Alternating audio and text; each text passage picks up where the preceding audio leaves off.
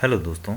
तो चलिए आज का वीडियो स्टार्ट करते हैं। वीडियो में पहला क्वेश्चन पूछा गया है, pressing dash dash removes character level formatting from the selected text in MS word document. तो एमएस वर्ड डॉक्यूमेंट में कौन सी की को प्रेस करके जो है आप करेक्टर लेवल फॉर्मेटिंग जो कि सिलेक्ट हुई की हुई टेक्स्ट होगी उस पर आप अप्लाई कर सकते हैं, मतलब जो अप्लाई होगी उसको रिमूव कर सकते हैं। तो कंट्रोल पर स्पेस ऑप्शन भी राइट आंसर होगा। चलिए इसका एग्जांपल देख लेते हैं हम। तो ये एमएस वर्ड का डॉक्यूमेंट है, आप देख सकते हैं ये जो हमने लिखा है ये और ये नॉर्मल उसमें है, और ये हमने इटालिक और अंडरलाइन कर दिया ये जो टेक्स्ट है। अब ये सिलेक्टेड टेक्स्ट है, इस पर हम करेक्टर लेवल फॉर्मेटिंग यूज़ करेंगे। अभी हमने पढ़ा कंट्रोल प्लस स्पेस का यूज़ करेंगे हम। तो जैसे मैं कंट्रोल प्लस स्पेस यूज़ करता हूँ, ये देख सकते हैं आप, ये अपनी एक्चुअल फॉर्म में आ गया जिस फॉर्म में ये पहले था। देखिए मैंने बोल्ड किया है और कंट्रोल प्लस स्पेस यूज़ करूँ तो ये जो इस पर फॉर्मेटिंग लगाई थी हमने बोल्ड की, वो रिमूव हो गई कंट्रोल प्लस स्पेस का यूज़ करके। नेक्स्ट क्वेश्चन देखते हैं। अच्छा, और ऑप्शन भी डिस्कस कर लेते हैं, हो सकता है कि नेक्स्ट टाइम जो है यहाँ से आपसे क्वेश्चन पूछा जाए। तो कंट्रोल प्लस एंटर जो है उसका यूज़ हम वर्ड में किस लिए करते हैं, तो जब हमको पेज ब्रेक देना होता है तो पेज ब्रेक के लिए हम कंट्रोल प्लस एंटर का यूज़ करते हैं। जबकि कंट्रोल प्लस क्यू का यूज़ किया जाता है जो पैराग्राफ फॉर्मेटिंग होती है उसको रिमूव करने के लिए।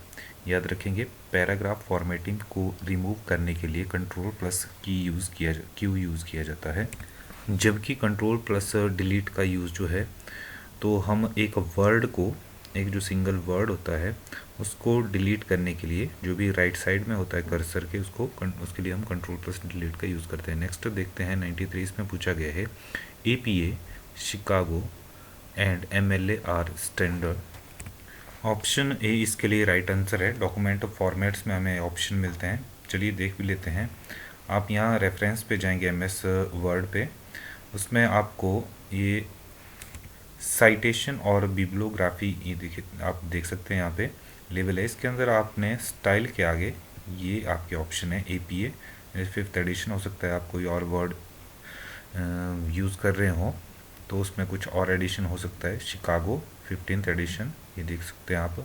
और एक हमने MLA पढ़ा, ये MLA है। इसके अलावा और भी यहाँ पे ISO 690, ISO 690 first element and date numeric reference, गोस्ट भी आपका, तो GB 7714 2005।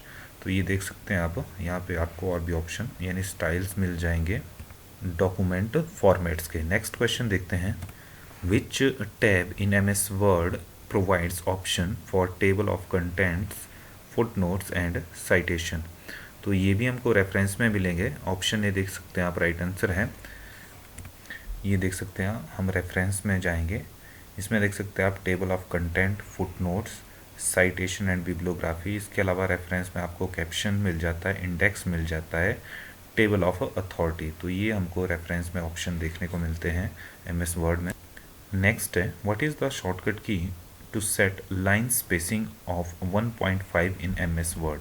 अगर आपने 1.5 की लाइन स्पेसिंग रखनी होगी तो आप कौन सा जो है शॉर्टकट यूज़ करेंगे MS वर्ड में, तो कंट्रोल प्लस 5 जो है ऑप्शन बी इसके लिए राइट आंसर होगा। इसका भी एग्जांपल देख लेते हैं। ये देख रहे हैं आप, हमने यहाँ पे स्पेसिंग बिल्कुल ख़त्म कर दी है। मैं इसको सिलेक्ट करूँगा और 1.5 के लिए हमने कंट्रोल प्लस 5 यूज़ किया है। तो ये देख सकते हैं आप, इसकी स्पेसिंग बढ़ गई और यहाँ से आप इसकी स्पेसिंग देख सकते हैं 1.5 पे टिक है, और 1.15 में इतनी आपको स्पेसिंग मिलेगी, एक में इतनी मिलेगी। तो ये देख सकते हैं आप, कंट्रोल प्लस F5 का यूज़ करके आप 1.5 की स्पेसिंग दे सकते हैं। और कंट्रोल प्लस 2 का यूज़ करके जो है, ये देख सकते हैं इसमें मैंने कंट्रोल प्लस 2 यूज़ किया तो ये लाइन स्पेसिंग 2 की हो गई। तो चलिए नेक्स्ट क्वेश्चन देखते हैं। जब आप पावर पॉइंट यूज़ करेंगे या वर्ड में भी आप टेबल का यूज़ करेंगे, माफ़ कीजिए, जब हम एक्सेल में जो है कॉलम, ये देख सकते हैं आप, एक्सेल शीट है, इसमें हमने एक कॉलम E है, तो कंट्रोल प्लस 0 जो हम करेंगे तो ये हाइड हो जाएगा E। आप देख सकते हैं अभी E आपको दिख रहा है, जैसे मैंने कंट्रोल प्लस 0 किया तो E आपसे हाइड हो गया और E की जगह F आ गया क्योंकि E हाइड हो गया है। नेक्स्ट क्वेश्चन है what is the shortcut key to show replace dialog box in MS Word. कंट्रोल+H का यूज़ करते हैं हम।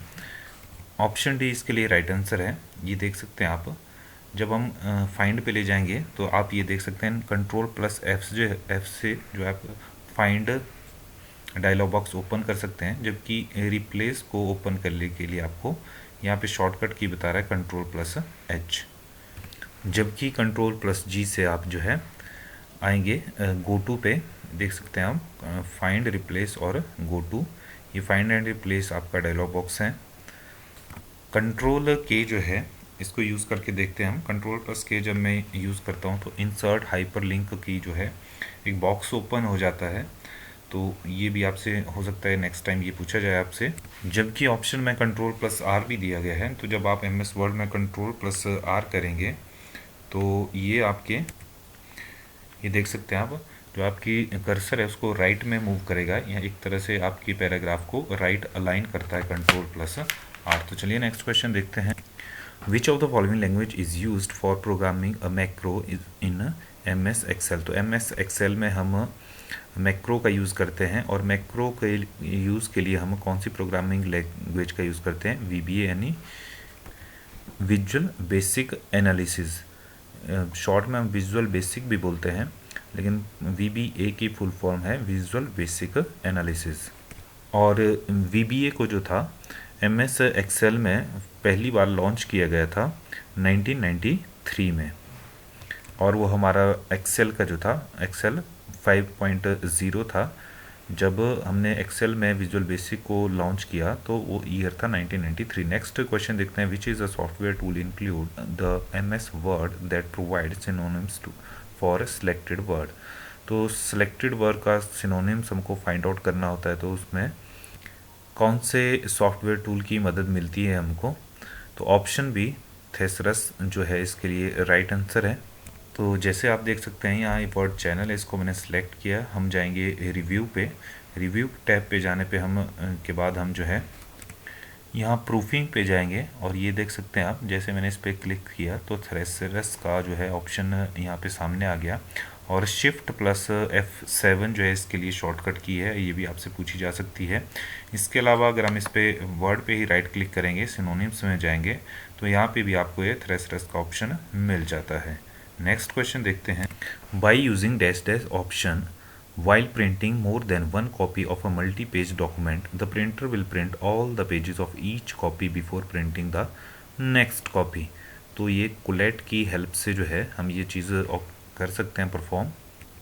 तो इसमें है बताया गया है कि हमारे साथ पास जो है मान लीजिए बहुत सारे पेजेस हैं जिनका हमने प्रिंट लेना है, तो और हमको उसकी मान लो 5-5 कॉपीज़ चाहिए। यानी अगर एक जो वर्ड डॉक्यूमेंट है उसमें 10 पेज हैं और हमको 5-5 कॉपी चाहिए हर पेज की, तो मतलब टोटल हमको 50 कॉपी चाहिए। लेकिन यहाँ पे बताया गया है कि कुलेट की हेल्प से हम क्या करेंगे, पहले पेज नंबर 1, 2, 3, 4 ऐसे कॉपीज़ नहीं आएंगी, एक एक की पहले 10 आ जाएंगी, फिर नेक्स्ट जो पेज होगा उसकी 10 कॉपी आ जाएंगी। अगर हमको 10-10 प्रिंट लेने एक पेज के, तो कोलैट ये हेल्प करता है हमारी। ऑप्शन बी 99 के लिए राइट आंसर है। ऑप्शन नेक्स्ट क्वेश्चन देखते हैं। Entering the number 0 in a cell in Excel sheet and formatting it as date will show. तो कौन सी डेट शो करेगा, जनवरी 0 1990। तो इसको देख भी लेते हैं हम करके। जैसे हम होम पे गए, यहाँ पे हमने 0 टाइप कर दिया एक सेल में, और यहाँ पे चला जाता हूँ मैं। ये देखिए, ये यहाँ पे हम इसको डेट कर देते हैं जो कि क्वेश्चन में बोला है। जैसे मैंने इसको डेट किया नंबर को और इसको ओके कर दिया, तो 01 यानी ये जो आपका डेट है ये मंथ है, तो 0 जनवरी 1900 ये आपके पास शो होगा। लेकिन क्वेश्चन में जो हमको ऑप्शन दिया गया है ऑप्शन गलत है, तो आई थिंक इसका एक्स्ट्रा मार्क्स मिला होगा उस टाइम, क्योंकि 1990 इसने यहाँ पे ऑप्शन दिया है। इसको देखिए काटा भी गया है, ये ऑप्शन गलत था, तो ये 0 जनवरी 1900 जो है यहाँ पे शो करेगा। नेक्स्ट क्वेश्चन है, what does the letter R means in CDR। तो CD जो हम बोलते हैं डिस्क जो होती है, तो CDR की उसमें फुल फॉर्म होती है रिकॉर्डेबल, यानी कॉम्पैक्ट डिस्क रिकॉर्डेबल जो है इसकी फुल फॉर्म हुई। और कई बार हम री राइट CD की भी बात करते हैं, कि री राइटेबल है CD, तो उसकी जो शॉर्ट फॉर्म होगी वो लिखी होगी आपके पास CD-RW।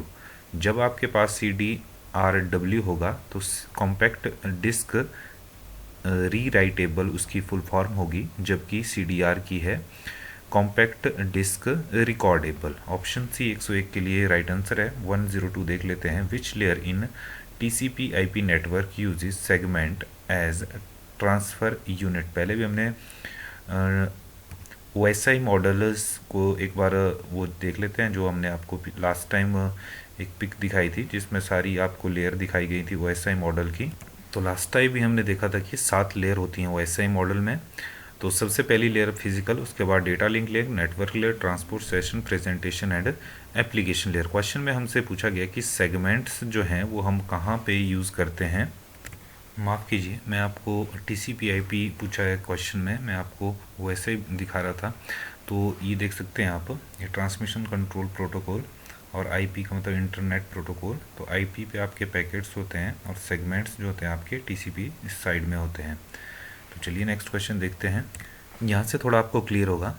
TCP/IP प्रोटोकॉल जो होता है उसमें 5 लेयर होते हैं, OSI में 7 होती हैं।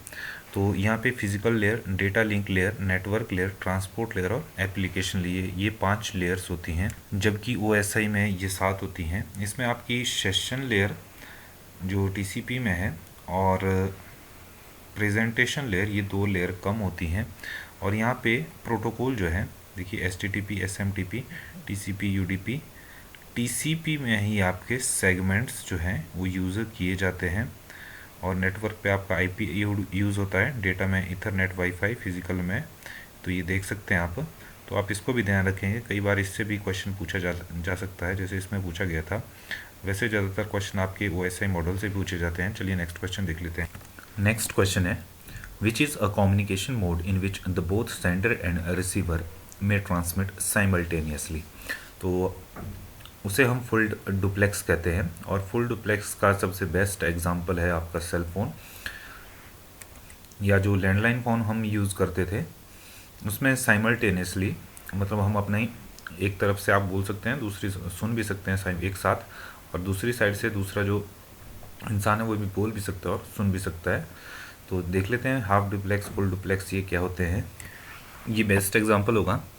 सिंप्लेक्स भी आपको ऑप्शन में दिया गया है। तो सिंप्लेक्स, हाफ डुप्लेक्स और फुल डुप्लेक्स मोड ये देख सकते हैं। The communication is a unidirectional. तो सिंप्लेक्स में यूनिडायरेक्शनल होता है, हाफ डुप्लेक्स में communication is by directional but one at a time. दोनों तरफ होता है हाफ डुप्लेक्स में, पर एक समय में एक तरफ ही होता है। और फुल डुप्लेक्स में कम्युनिकेशन इज़ बाई डायरेक्शनल, तो एक साथ साइमल्टेनियसली जो है बाई डायरेक्शनल आप कम्युनिकेशन कर सकते हैं। सिंप्लेक्स में नेक्स्ट देखते हैं, a device can only send data but can't receive it, और it can only receive data but can not send it. तो या तो सिंप्लेक्स में डाटा रिसीव किया जा सकता है डिवाइस द्वारा, या फिर भेजा जा सकता है। और जो भेजेगा वो रिसीव नहीं करेगा, और जो रिसीव करेगा वो भेज नहीं सकता। हाफ डुप्लेक्स में both devices can send and receive data but at a one time. तो हाफ डुप्लेक्स में देख रहे हैं हम, एक टाइम में एक ही काम होगा। और फुल डुप्लेक्स में both the data can send and receive the data simultaneously. Next है lowest performance among the modes. तो एग्जांपल देख लेते हैं इसके, रेडियो, कीबोर्ड एंड मॉनिटर। तो रेडियो जो हम रेडियो यूज़ करते थे उसमें आप कम्युनिकेशन, वहाँ से प्रसारण होता था किसी चीज़ का, तो आप सुन सकते थे। कीबोर्ड में भी आप इनपुट तो दे सकते हैं, लेकिन आउटपुट आपको कीबोर्ड से कुछ नहीं मिलती। मॉनिटर भी एग्जांपल है, आउटपुट आपको मिल जाएगी, लेकिन मॉनिटर से आप जो है इनपुट नहीं दे सकते, एक्सेप्ट ये बात कर रहा है जो आपके कंप्यूटर सिस्टम के मॉनिटर होते हैं। नेक्स्ट हाफ डुप्लेक्स में the performance is better than simplex but less than full duplex. तो इसकी परफॉर्मेंस सिंप्लेक्स से तो बेस्ट होती है, बढ़िया होती है, लेकिन फुल डुप्लेक्स से इसकी कम होती है performance. Example walkie talkies. Walkie talkies पे आप एक टाइम में एक तरफ ही एड्रेस सेंड कर सकते हैं। नेक्स्ट है फुल डुप्लेक्स। इसमें कुछ दिखाया गया है the highest performance among the mods. तो इसकी हाईएस्ट परफॉर्मेंस होती है, और एग्जांपल आ गया आपके टेलीफोन और मोबाइल नेटवर्क।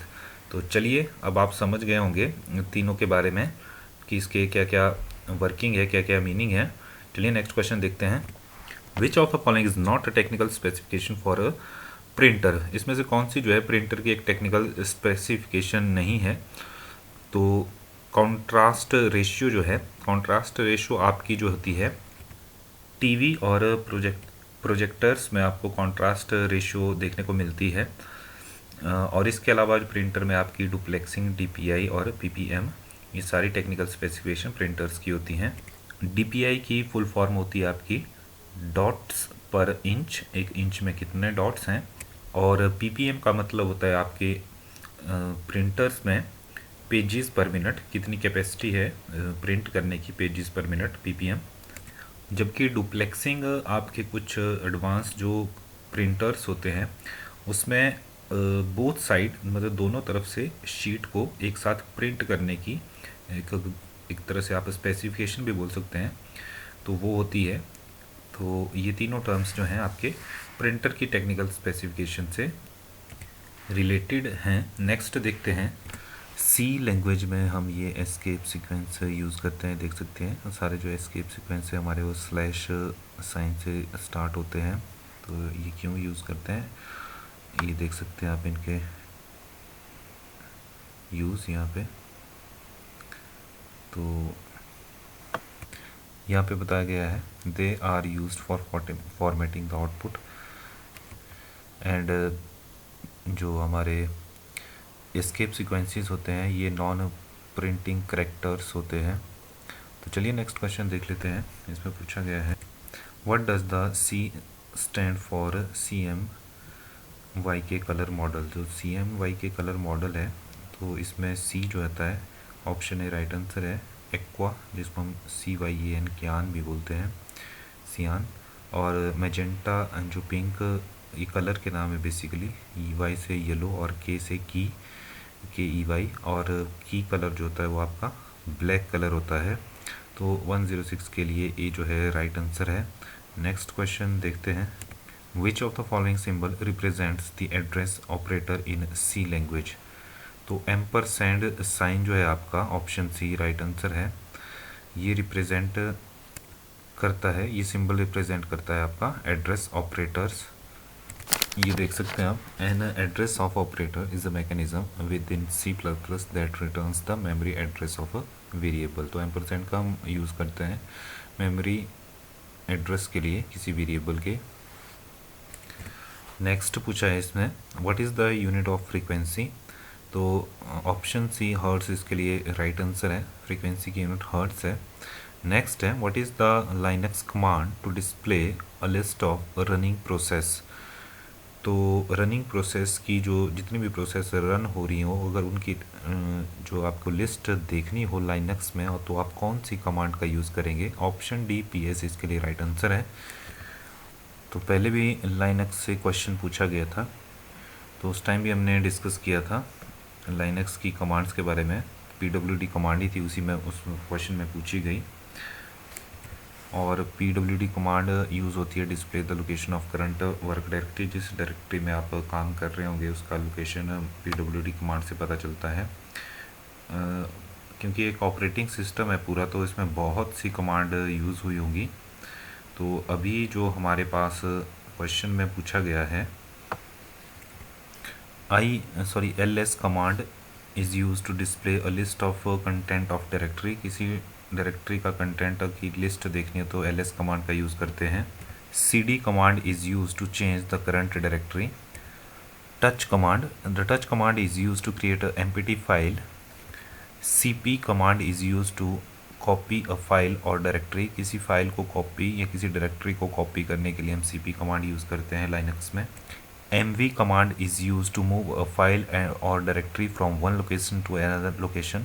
और PS command है, देखिए the PS command writes the status of active processes and if the -m flag is given display the associated kernel thread to the standard output। ये देख सकते हैं आप, PS command is used to list the current running processes and their PIDs along with some other information। Next question पूछा गया हमसे dash dash is a network service to resolve the human readable domain name into IP address. तो हमने आपसे कल discuss किया था IP addresses के बारे में कि जितने भी सिस्टम जो हैं इंटरनेट से कनेक्टेड हैं, कंप्यूटर सिस्टम या आपके मोबाइल्स भी, उन सब के लिए एक आईपी एड्रेस जो है होता है। और ये आईपी एड्रेस यूनिक होता है, किन्हीं भी दो डिवाइसेस का सेम आईपी एड्रेस कभी भी नहीं होगा। तो जो डीएनएस है, DNS is a network service to resolve the human readable domain name into IP address. तो जो आईपी एड्रेस दिया जाता है सिस्टम को, वो डीएनएस नेटवर्क सर्विस प्रोवाइड करवाता है और रिजॉल्व करता है जो ह्यूमन रीडेबल फॉर्म होती है डोमेन की, उसको आईपी एड्रेस में चेंज करने का। और डीएनएस की फुल फॉर्म यहाँ पे होती है डोमेन नेम सिस्टम, जबकि एसएनएमपी की फुल फॉर्म होती है simple network management protocol. DHCP की फुल फॉर्म होती है डायनेमिक होस्ट कॉन्फ़िगरेशन प्रोटोकॉल, जबकि आईसीएमपी की फुल फॉर्म होती है internet control message protocol. Next question देखते हैं, जो कि इस वीडियो का लास्ट क्वेश्चन भी है। विच of the following is an email client software application. तो इनमें से कौन सी ईमेल क्लाइंट सॉफ्टवेयर एक एप्लीकेशन है? तो ऑप्शन सी जो है थंडरबर्ड, ये एक ईमेल क्लाइंट सॉफ्टवेयर एप्लीकेशन है। जो फाइलज़िला है ऑप्शन ए में, तो फाइलज़िला क्या है? एक open source file transfer protocol है जो अलाउ करता है यूज़र को कि सेटअप करे अपना फाइल ट्रांसफ़र सर्वर और कनेक्ट करे फाइल ट्रांसफ़र सर्वर को फाइल्स एक्सचेंज करने के लिए। तो बेसिकली एक फाइल ट्रांसफ़र प्रोटोकॉल सॉफ्टवेयर है। जबकि वायर शार्क क्या है? Wire shark is a network protocol analyser, या बेसिकली एक एप्लीकेशन है जो कैप्चर करती है पैकेट्स को नेटवर्क कनेक्शन से। इसको ऐसे समझते हैं कि एक एप्लीकेशन है जो पैकेट को एक्सेप्ट करती, कैप्चर करती है, जैसे हमारे सिस्टम से, हमारे कंप्यूटर से, और उसको सेंड करती है इंटरनेट पे। जबकि मोज़िला फायरफॉक्स एक ब्राउज़र है, ये तो आप सभी जानते होंगे, ऑप्शन डी। और थंडरबर्ड तो हमने देख ही लिया है, ये ईमेल क्लाइंट सॉफ्टवेयर एप्लीकेशन है। तो मोज़िला पूरा नाम है इसका Mozilla Thunderbird is a free and open source cross platform email client personal information manager. तो चलिए आज के वीडियो में इतना ही। वीडियो आपको अच्छा लगता है तो लाइक शेयर करते रहिए और चैनल को भी सब्सक्राइब करिए। धन्यवाद।